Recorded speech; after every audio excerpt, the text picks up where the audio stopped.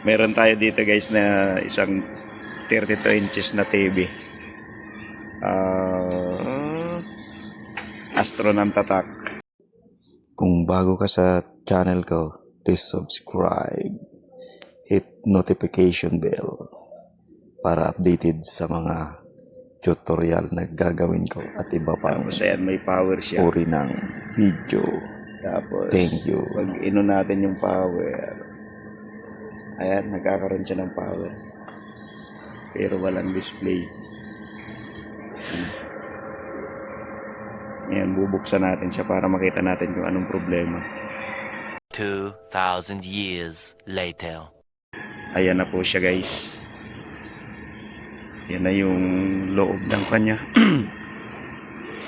Ito na yung board niya.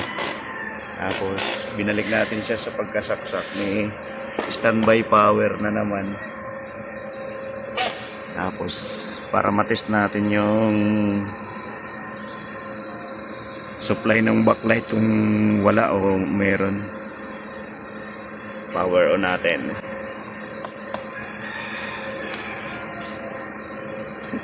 Tapos titestirin natin to. Ito yung backlight. Backlight niya, papunta ng backlight. Ayan o. Titestirin natin yan kung may supply o wala.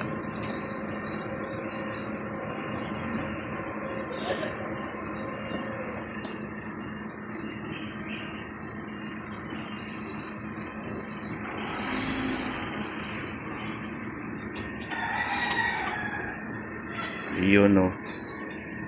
Wala siyang supply guys.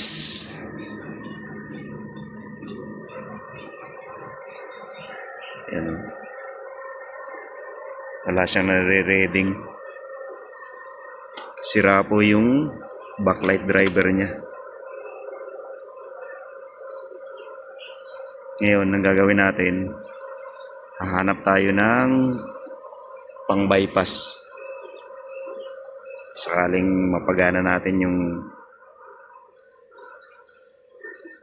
backlight niya. 2,000 years later. Ito na siya guys. Ang main issue pala niya is yung backlight niya. May punding isang LED. Tapos ang ginawa natin, pinalitan natin siya. Naghanap tayo ng match na LED. Tapos ito. Tapos pag tinister natin, good na siya guys. Hindi ko alam, may bahala sila eh. Magpapapasukan? Yan na siya guys, umiilaw na siya. Bale, ito yung pinalitan natin, kakaibang ilaw. Tapos ito yung mga dati. Ayan. Okay na yan, isasara na lang. Tapos testing natin kung magkakaroon siya ng picture. Iyan na siya guys, yan ang resulta ng ginawa natin. Ayan o, meron na siyang display. O, ayan, naka-wifi pa yan. Yan.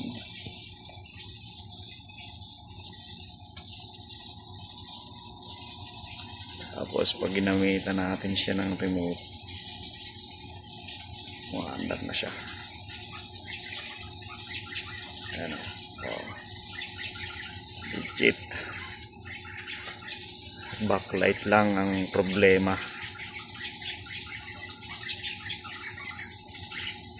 Yan. Okay na yan guys. Okay na. Yan o. May YouTube na siya.